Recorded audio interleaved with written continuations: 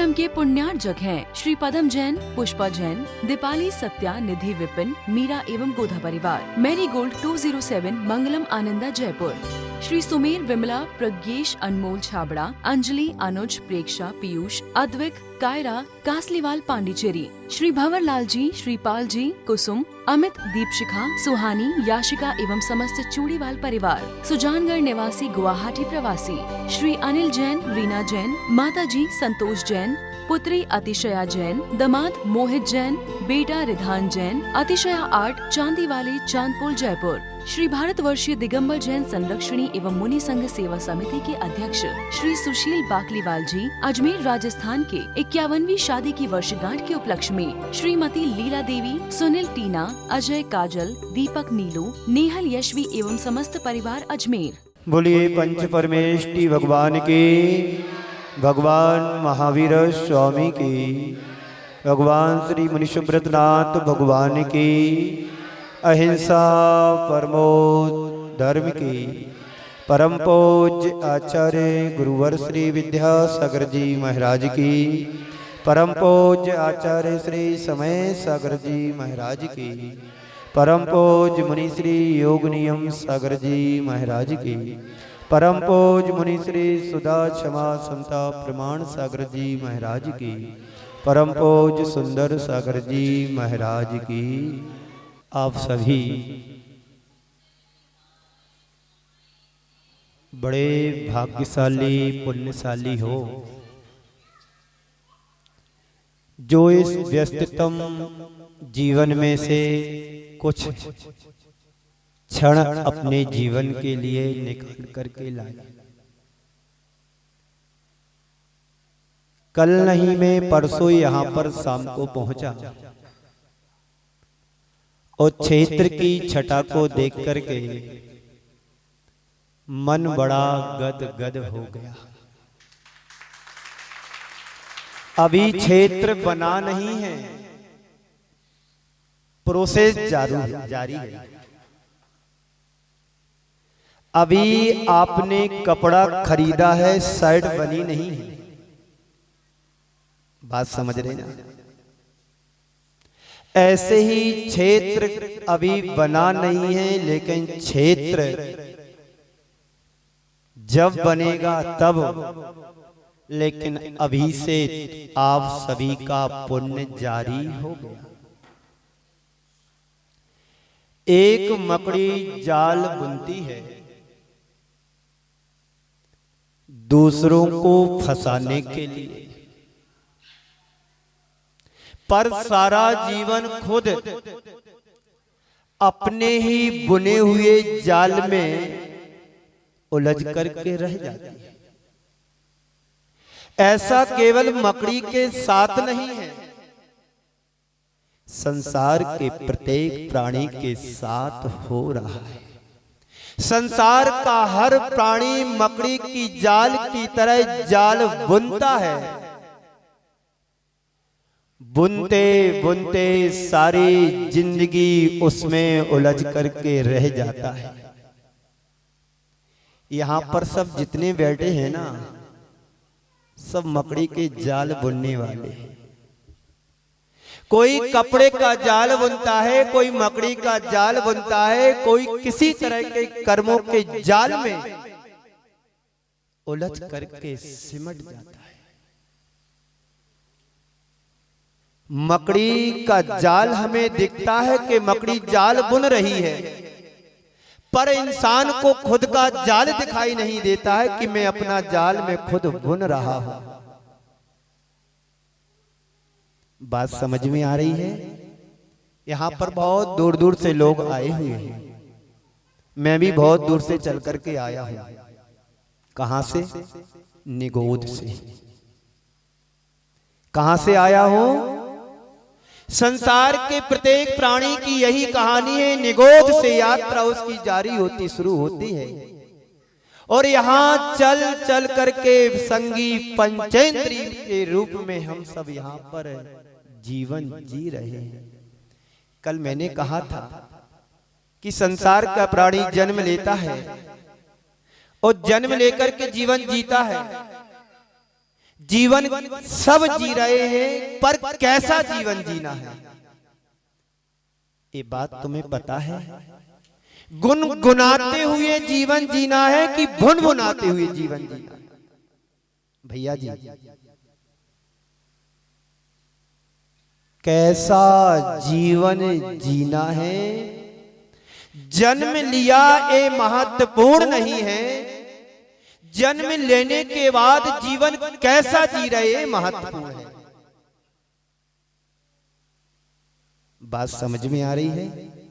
गुजरात दमनदीप कहां है ये? अभी हमको बतला रहे थे कि महाराज श्री इस बेटे ने इधर आना, बेटा 16 पहना है ना, खड़े हो जाओ भैया जी के साथ, हाथ जोड़ो। ए बेटा प्रथम बार अभिषेक किया है, वह भी 108 मंत्रों के द्वारा। जोरदार तरीके से दमनदीप को तालियों से सम्मान करें। बेटा मुकुट लगा ले, इंद्र बन जाएगा।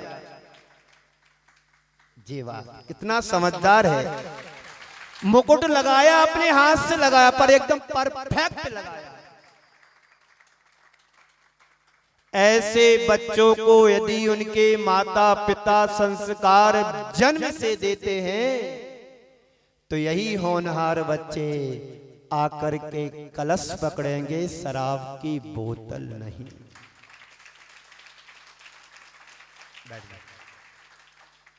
एक संस्कार जन्म के बाद तो सभी देते हैं, पर गर्व से भी दिए जाते हैं संस्कार, और गर्व से दिए जाते हैं। बात समझने की है। चले में आगे तो मकड़ी का जाल हमें दिखता है, लेकिन अपना बुना हुआ जाल किसी को, संसार का प्रत्येक प्राणी अपने ही जाल में बुरी तरह से उलझ करके रह जाता है। सच्चाई यही है कि मनुष्य जिस जाल में उलझा है उसका कर्ता वह खुद ही है। लेकिन हम क्या करते हैं? दूसरों को दोषारोपण देते हैं कि इसने ऐसा कर दिया, उसने वैसा करा दिया।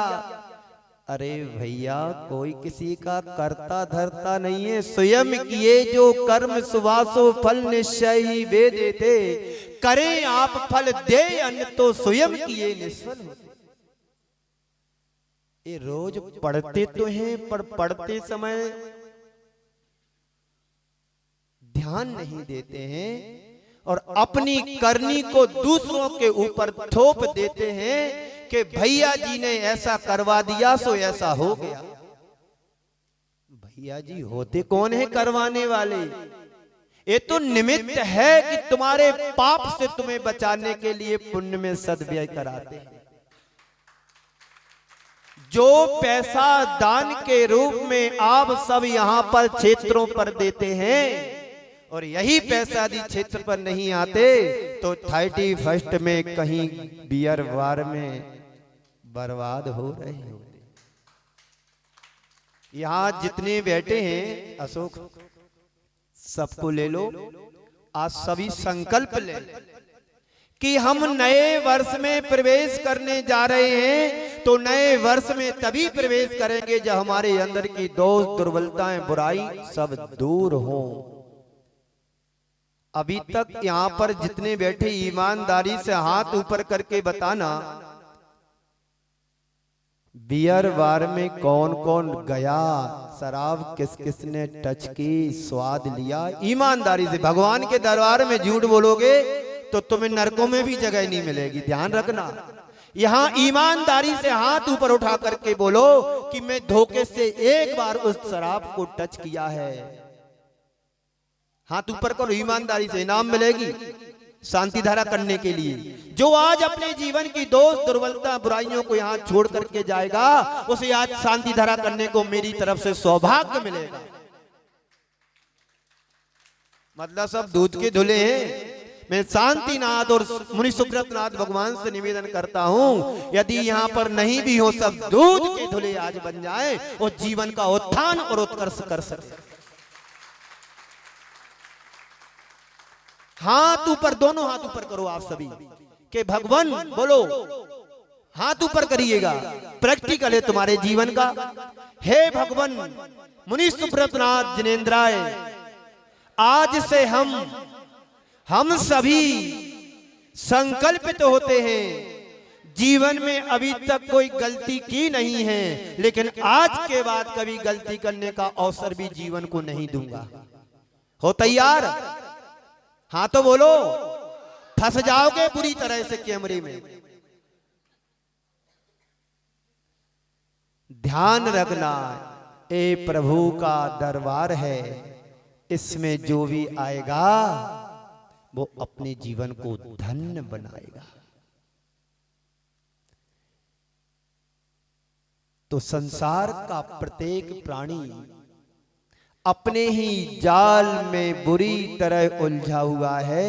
यह उसके जीवन की सच्चाई है कि मनुष्य जिस जाल में उलझा है उसका कर्ता सृजन करता स्वयं ही है, और कोई दूसरा है क्या?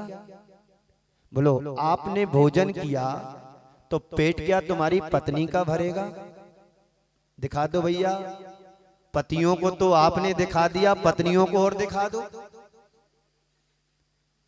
पति यदि भोजन करता है तो पेट पत्नी का भरना चाहिए, क्योंकि वो तुम्हें कितने दुलार से प्यार से परोसती है और खाना गर्म बना करके देती है।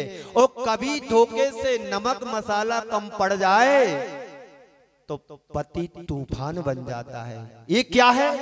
25 वर्ष शादी को हो गए और अभी तक इतना नहीं आता कि नमक कितना डालना है। ये तो देखो, 29 दिन यदि तुम्हारे लिए अच्छा खिलाती है, उसकी प्रशंसा तुम्हारे चेहरे पर नहीं आती है, और एक दिन धोखे से यदि नमक कम पड़ जाए तो 30-29 दिन की सारा मटिया मेल कर देते हो। एक उदाहरण तुमसे तुम्हारे सामने रखता हूं। माना कि तुम्हारी कपड़े की दुकान है, ठीक? बराबर? गुजराती सूछे सारो छे, सारो मजा में छे। माना कि तुम्हारी दुकान कपड़े की है और एक बहन जी तुम्हारे यहां साड़ी खरीदने के लिए जाते हैं। आपसे बोला कि इस तरह की साड़ी, इस क्वालिटी की साड़ी मुझे चाहिए, दिखाइए आप। हाँ बहन जी मिलेगी। देखो, एक पर एक साड़ी दिखाते जा रहा है, दिखाते जा रहा है, 25-50 साड़ी आपने दिखा दी और बहन जी को एक भी साड़ी पसंद नहीं आई और उठ के जाने लगी। वो जाते जाते टीका टिप्पणी भी करके जा रही है कि आपकी दुकान पर अच्छा माल ही नहीं है। अंदर से आपको गुस्सा आ रही है और चेहरे पर आप प्रसन्नता दिखाई दे रहे हैं। नहीं नहीं बहन जी कोई बात नहीं, 2-3 दिन में नया माल आने वाला है, आप पुनः आइए, इससे अच्छा मिलेगा। अंदर से तो ज्वाला भड़क रही है पर चेहरे पर आप शांति प्रसाद बन चुके हैं। और यही प्रतिक्रिया घर में तुम अपना लोगे तो कभी जीवन में झगड़े नहीं होंगे। बात समझने की है, व्यक्ति यहीं पर गलती कर जाता है। क्यों? उसे पता है मेरा व्यापार है, ये मेरा कस्टमर है, मेरा ग्राहक है, यदि मैंने इससे व्यवहार गड़बड़ किया तो व्यापार सारा ठप हो जाएगा। पत्नी तो घर की है, झगड़ लेंगे तो जाएगी किधर? झगड़ भी लेंगे तो जाएगी किधर? बंधुओं, जितना अच्छा व्यवहार तुम ग्राहक से कर रहे हो, काश उतना अच्छा व्यवहार अपने परिजन और परिवार से करोगे तो जीवन में जो आज तलाक हो रही है, टूट हो रही, परिवार बिखर रहे हैं, परिवार टूट रहे हैं, इनसे आप बच सकते हो। 1, 2 साल 6 महीने शादी को होते नहीं हैं और सुनने में ये आता है वो तो एक बार आई, अब दोबारा आने से मना कर रही है। हो रहा ना ऐसा? बोलो भैया जी, ऐसे सैकड़ों उदाहरण हैं जो एक बार आते हैं, दोबारा आने को तैयार नहीं, क्योंकि तुम्हारा कॉम्बिनेशन गैप बहुत ज्यादा बढ़ गया है। सुधार होना चाहिए और सुधरना भी चाहिए। तो जीवन का मजा है, जीवन का मजा तभी है जब तुम्हारे अंदर एक दूसरे के लिए जगह बनेगी तब। जगह तो किसी और के लिए है, अपने लिए कहां है। तो जिस दिन उसे इस बात का पता हो जाएगा कि उसका जीवन धन्य हो जाएगा। हमने कभी विचार किया कि हमारे जीवन में सुख दुख है, जीवन में उतार चढ़ाव क्यों है और किसके कारण है? कभी आपने सोचा कि जीवन में सुख भी आ रहा है, दुख भी आ रहा है, उतार भी आ रहे, चढ़ाव भी आ रहे, लाभ भी हो रहा, हानि भी हो रही, प्रसन्नता भी आ रही, खिन्नता भी आ रही, अनुकूलताएं भी जुड़ रही और प्रतिकूलताएं भी हो रही हैं। इसकी वजह क्या है? कभी विचार किया? हर पल हमारे जीवन में सुख दुख आ रहा है, हर पल हमारे जीवन में लाभ हानि भी जुड़ रही है, हर पल हमारे जीवन में उतार चढ़ाव भी आ रहे हैं। आखिर इसकी वजह क्या है? अभी आप यहाँ पर अच्छे से बैठे हैं और थोड़ी देर बाद तुम्हारी कमर में दर्द होने लगे तो क्या कारण है? बोलो। हम तो भगवान की शांति धारा देखने के लिए आए, हम भगवान के अभिषेक देखने के लिए आए, 108 कलश करने के लिए आए, अब जरा कमर में दर्द होने लगा। इसकी वजह क्या है? कार्य तो अच्छा करने के लिए आए। बोलो। इस सब की वजह है हमारा अपना कर्म। कर्म बाद में रोल दिखाता है, लेकिन उसके पहले हमारा मानसिकता उस कर्म से जुड़ जाती है। तो वो कर्म तो पहले सत्ता में था, जैसे ही कर्म की उदीर्णा होती है मन हमारा वहां जुड़ जाता है, और जब मन जुड़ता है तो हम ही दुखी हो जाते हैं, और थोड़ा अनुकूल बनता है तो हम ही सुखी हो जाते हैं। बोलो, ऐसा होता है कि नहीं होता है? हाँ तो बोलो, जोर से बोलो। हाँ, मुझे लगेगा कि आप सुन रहे हो। जब आचार्य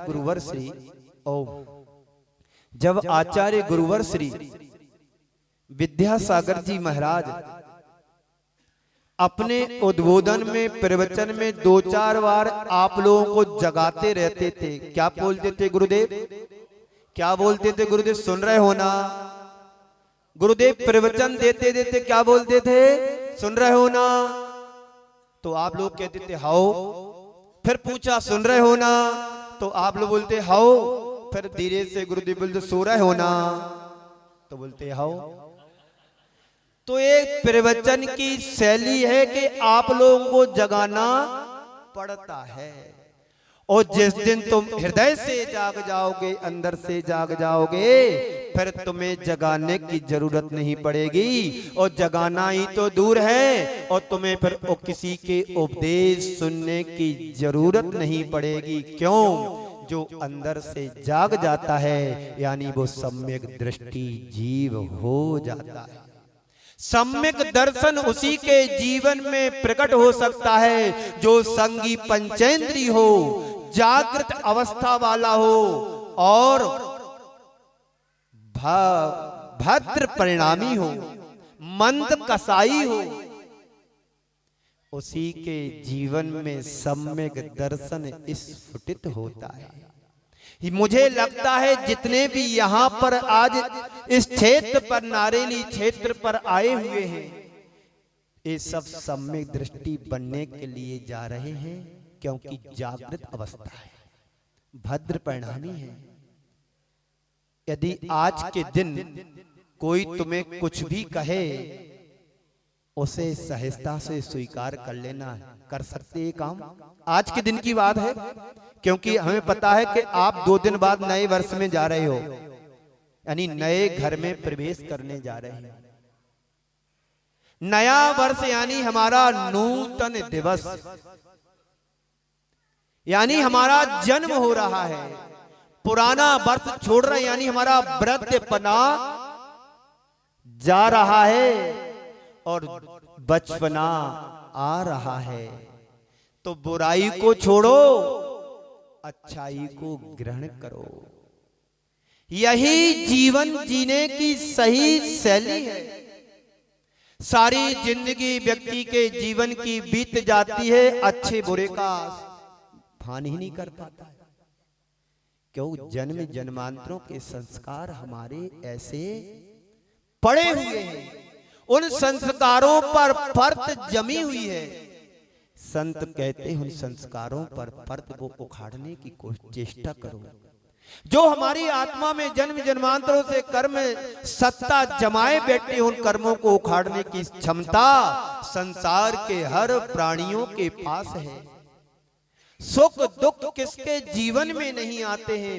दुख आते हैं महापुरुषों के जीवन में भी, कष्ट आते हैं महापुरुषों के जीवन में भी, लेकिन उन जीवों में, हमारे जीवन में बहुत जमीन आसमान का अंतर है। हम थोड़ी सी प्रतिकूलताओं से प्रभावित हो जाते हैं, हम थोड़े से कष्ट आने पर हम घबरा जाते हैं, हम बेचैन हो जाते हैं। और तीर्थंकर भगवंत महापुरुषों के जीवन में भी कष्ट आए, उन्होंने कष्ट को मस्ती से सहन किया, और मस्ती से जो सहन कर लेता है उसका बेड़ा पार हो जाता है। हम भगवान पारसनाथ के जीवन को याद करें, हम भगवान आदिनाथ के जीवन को याद करें, हम मुनि सुकुमाल को याद करें, सुकौशल को याद करें, मैना सुंदरी को याद करो, चंदना को याद करो। किस महापुरुषों के जीवन में, किसके जीवन में कर्मोदय में नहीं आया, लेकिन उन्होंने सहजता और समता से सहन किया, और सहन किया वो संसार से पार हो जाता है। और जो सहन नहीं कर पाता है, उलझ जाता है, अपने जीवन को सब कुछ वही समझ लेता है, वो संसार में भटकता है। आप भी संसारी हो, मैं भी संसारी हूं, और संसार में जो जन्म मरण कर रहा है वह सब संसारी जीव है। जैसे हमारे मुनि सुब्रत नाथ भगवान ऋषभदेव से लेकर के महावीर तक के जो 24 तीर्थंकर हैं, और इनके साथ जो मोक्ष गए हैं, उन सब ने कर्मों को सहा, और सहा ही नहीं, कर्मों की सत्ता को उखाड़ करके फेंक भी दिया। कैसे फेंकोगे? जैसे घर का सामान फेंकते हो। मैं अमरावती में था, अमरावती की वर्धा में था, महाराष्ट्र में। जंगल करके मैं लौटा, एक मंदिर में दर्शन करके, तो वहां एक परिवार ले गया महाराज श्री हमारे घर के यहाँ, चलो हम लोग पाद प्रक्षाल कर लेंगे। मैं चला गया, और उसका बेटा शराब पीता था। रात में शराब पी करके आया, उसने घर में सबको तहस नहस कर दिया, चावल शक्कर दाल मसाले सब फेंक दिए। माँ उसकी बड़ी रो रही है, पीड़ित हो रही है। मैंने देखा वास्तव में तो पूरा गड़बड़ हो गया, सारा बिखरा हुआ पड़ा है। बताइए, गरीबी हो और ऐसा हाल हो तो उसके जीवन में बहुत बड़ी परेशानी आ जाती है। बंधुओं, कर्म है, कर्म किसी का नहीं, हमने ही कर्म को बांधा था। वो कर्म हमारे जीवन में उदय में आ रहा है। बंधुओं, सच्चे अर्थों में देखा जाए तो कर्म दुख, ना कर्म हमें दुख देता है और ना ही कर्म हमें दुख देता है। इससे प्रेरित हमारा अज्ञान रूपी मन मुझे दुखी बनाता है। कर्म तो तीर्थंकरों के पास भी थे और कर्म हमारे पास हैं, लेकिन हम दुखी हो जाते हो, तीर्थंकर दुखी नहीं होते हैं। इसकी वजह साफ है कि वो कर्म से प्रेरित नहीं होते हैं और हम कर्म से प्रभावित हो जाते हैं। थोड़ा सा निमित्त मिलता है हम दुखी हो जाते हैं, और थोड़ा सा शुभ निमित्त मिलता है हम सुखी हो जाते हैं। यानी हमारी बागडोर कर्म के हाथ में है। किसी ने मेरे साथ प्रसन्नता के 4 शब्द सुना दिए, हम प्रसन्न हो जाते हैं, और कोई आकर के मेरी टीका टिप्पणी करके चला जाए, हम दुखी हो जाते हैं। यानी हमारा जीवन सामने वाले के हाथ में है। यदि वो प्रसन्न करा दे तो मैं प्रसन्न हो जाता हूँ, दुखी करा दे मैं दुखी हो जाता हूँ। पर संत कहते हैं मेरा जीवन अपने हाथ में होना चाहिए। कोई मुझे गालियां दे, मुझसे प्रभावित हो ना हो, वे मेरे हाथ में नहीं है, पर उन गालियों को मैं सुनूं नहीं, ये तो मेरे हाथ में है। बोलो, कर्म का उदय आए मेरे हाथ में नहीं है, पर उससे प्रभावित ना हो, ये तो मेरे हाथ में है। कितना सीधा सादा सच्चा धर्म है। घड़ी आज बढ़ नहीं रही है, मैं बहुत देर से सोच रहा हूं।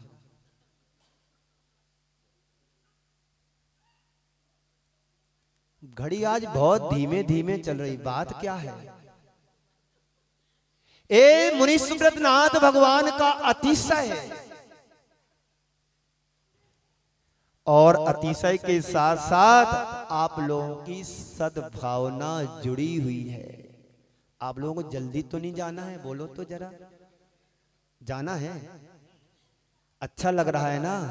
तो अपने सम्मान में तालियां बजा लो।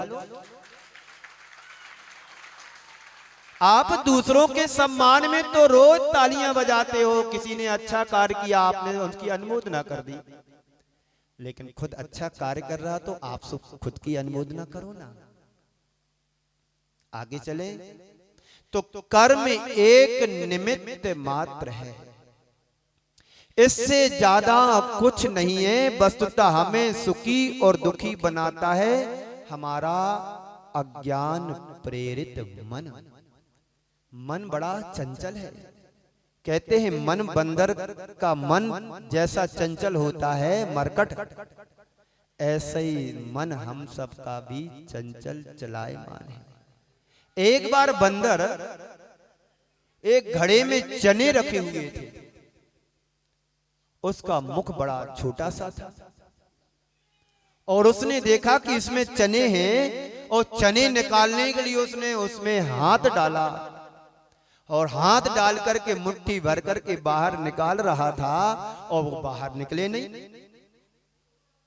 अब बंदर क्या सोच रहा है, इस घड़े ने मुझे क्या किया है? बोलो तो सही। और पकड़ लिया है, और आज मैंने आप लोगों को बैठा लिया है। मेरे पास कोई ताकत नहीं है कि आप लोगों को बांध सकूं, रोक सकूं, बांध सकूं। मुझे भी रोका है तो मुनि सुब्रतनाथ भगवान ने रोका है, और आप लोगों को बुलाया है तो मुनि सुब्रतनाथ भगवान ने बुलाया है। जो यहां पर भूगर्भ से निकले हुए जिनालय हैं, बिंब हैं, इन भूगर्भ से निकले हुए जिन बिंबों को आप सबको मेरे लिए भी यहाँ पर बुलाया है। ना भैया जी की ताकत है यहाँ बुलाने की, और ना किसी की ताकत यहाँ बुलाने की। आप आते हैं तो अपने मन से आते हो, और मन से ही नहीं आते हो, सब कुछ समर्पित करने के लिए आते हो। अजमेर वाले बड़े भाग्यशाली हैं, ऐसे पूज्य सुधा सागर जी का आपको सन्निधि मिली है, चरण सानिध्य मिला है, और चातुर्मास कराने का भी अवसर मिला है, और क्षेत्र का निर्माण यदि हो रहा है तो पूज्य सुधा सागर जी की मंगल प्रेरणा से हो रहा है। बंधुओं, आप सबका पुण्य प्रबल है, अजमेर वालों का, कि गुरुदेव ने जन्म लेकर के तुम्हारी नगरी को धन्य कर दिया, और पूज्य सुधा सागर जी ने नारेली क्षेत्र बना करके और महाधन्य कर दिया। तो कर्म तो हमारे जीवन में आएंगे रहेंगे हैं, लेकिन हम लोगों की बड़ी विचित्रता है, विडंबना है कि कर्म के उदय में हम कर्मी बन जाते हैं। हमारी सत्ता में 4 कर्म विद्यमान हैं। क्रोध, मान, माया, लोभ, हम सब ने कर्म को अपना मार्ग करके अपने जीवन को कठपुतली की तरह मान करके रखा है। जैसे कठपुतली को नचाने वाला कोई और होता है, वो कठपुतली उसके इशारे पर नाचती रहती है। जैसा नचाने वाला उसे नचाता है वैसा वो नाचती है। संत कहते हैं वैसा ही हमारा जीवन है, जैसा कर्म मुझे नचाता है वैसा मुझे नाचना पड़ता है। कर्म ने यदि नरक निगोद में भेज दिया तो जीव वहां जाकर के कर्म भोगता है। यदि कर्म ने तुम्हें स्वर्ग में भेज दिया तो वहां जाकर के तुम स्वर्ग की विभूति का उपभोग करते हो। और कर्म ने यदि तुम्हें त्रियंच बना दिया तो ना जाने तुम सुअर बनोगे, कुत्ता बनोगे, बिल्ली बनोगे, नाली के कीड़े बनोगे, गाय, भैंस, बकरी, क्या क्या पर्याय मिलेंगे। गधा भी बन सकते हैं। और गधा ना बनना हो तो नारेली के मुनि सुब्रतनाथ भगवान के चरणों में आ जाओ, गधा भी यहां पर परमेश्वर बन जाएगा। कर्म पर वसई शांति, कर्म के वशीभूत होकर के जीव संसार की नाना गलियों में जीव भटक रहा है, भटकता है। क्रोध के उदय में व्यक्ति क्रोधी बन जाता है। अभी आप सबके पास चारों कर्म हैं। कसाय, जिसे कसाय भाव बोलते, कसाय बोलते, क्रोध भी कसाय, मान भी, माया, लोभ, बोलो है कि नहीं। और यदि किसी ने तुम्हें गुस्सा दिलाई तो आप क्रोध करोगे कि क्षमा करोगे, बोलिए। महाराज श्री उसने एक बार गाली दी, मुझको बंदूक भर के बैठा हूं, बिल्कुल बौछार लगा दूंगा गालियों की। बोलो ऐसा होता कि नहीं। बिल्कुल ऐसा ही होता है।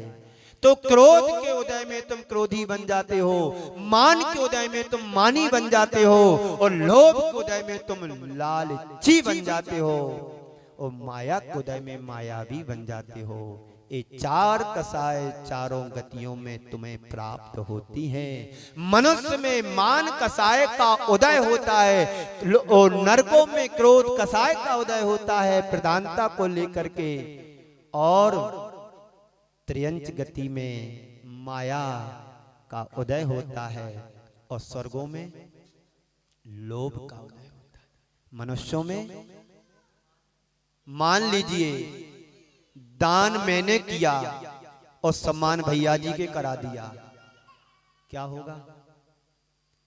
दान भैया जी ने किया और सम्मान मेरा हो जाए, नाम मेरा पेपर में छप जाए कि महाराज श्री के सानिध्य में आज 25 लाख रुपए की शांति धारा हुई।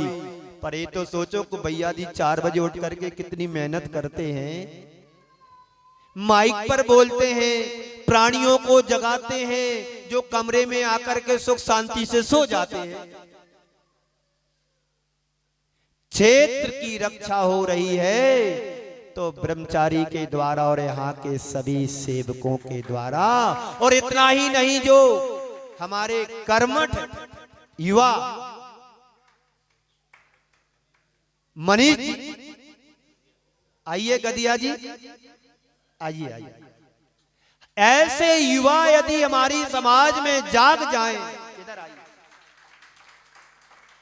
ऐसे युवा कर्मठ यदि हमारी समाज में जाग जाएंगे, निश्चित क्षेत्रों का उद्धार निश्चित है। मैं पिछले वर्ष चांदखेड़ी में था, वहां पर भी ऐसे ही एक युवा अध्यक्ष मिला मेरे लिए, हुकुम काका, जिसे आप लोग अच्छे से पहचानते हैं। ऐसे युवाओं की आज समाज में बहुत आवश्यकता और अपेक्षा है। हर समाज में ऐसे युवा होंगे तो हमारे क्षेत्र और मंदिर और समाज सुरक्षित जरूर रहेगी। तो मकड़ी ने जाल बुना और मकड़ी उसी जाल में अंत में अपनी श्वासों को भी गमा देती है, जीवन का अंत कर देती है। तो और आप लोग भी क्या कर रहे हैं, जाल बुन रहे हो। मकड़ी का जाल तुम्हें दिखता है पर खुद का जाल तुम्हें खुद नहीं दिखता है। मकड़ी को अपना जाल उसे खुद नहीं दिखता है। वो सोचती है ये तो मेरा घर बन रहा है और घर बन रहा है, इससे मैं पार हो जाऊंगी, निकल जाऊंगी, लेकिन अंत में वही फंस करके अपने जीवन का अंत कर देती है। आप लोग भी अपना घर बनाते हो, घर बनाते हैं, कोठी बनाते हैं, महल बनाते हैं और उसी घर में सब ढेर हो जाते हैं। मैं महाराष्ट्र अमरावती में था, साईं कॉलोनी में जाना था हम लोगों के लिए। वहां जिस घर में हम लोगों को रुकना था उस घर में हम लोग पहुंचे तो किसी व्यक्ति ने बताया, महाराज श्री ये उस व्यक्ति का घर है जो बना करके तैयार किया और 8 दिन पहले इस व्यक्ति का मरण हो गया। घर में सामान रख रहा था, सामान रखते रखते एक पैर देरी के अंदर और एक पैर बाहर और बीच में ही अटैक आया, वहीं पर गिर गया। बंधुओं, ये उस व्यक्ति की ही कहानी नहीं है, इस उस व्यक्ति की ही कहानी नहीं है, ये कहानी संसार के हर प्राणी की है। कहीं नहीं कहीं पुरानी कहानी सबकी यही है। माँ सुनाओ वो कहानी, माँ सुनाओ वो कहानी जिसमें राजा हो न रानी। कौन सी कहानी सुनना है? बीत रागता की कहानी सुनो। कौन सी कहानी? अभी राग तो तुम्हारे पास है। कौन सा राग है? राग है बीत राग चाहिए। राग भी उससे करो जिससे तुम्हारी आत्मा का बैराग प्रबल हो। अभी राग तो है संसार और संसार की चीजों से, पदार्थ और पदार्थ जन भोगों से। राग हमारा होना चाहिए बीत राग भगवान से, गुरुओं से, धर्म से, प्रभु से। आप सड़क चलते जाते हैं तो दीन दुखी अनाथ लोग कितने मिलते हैं। कभी उनके बारे में सोचा कि इनका भी कर्म इनको परेशान कर रहा है? कर्म परेशान नहीं कर रहा, उन्हें ऐसा बीज बोया था, आज वो उदय में फसल बन करके आया है। तो जो तुम बोगे वही तुम्हें काटना होगा। यदि गेहूं तुमने बोया है तो गेहूं भी तुम्हें काटना होगा। यदि तुमने ज्वार बाजरा बोया है तो ज्वार बाजरा ही काटना होगा।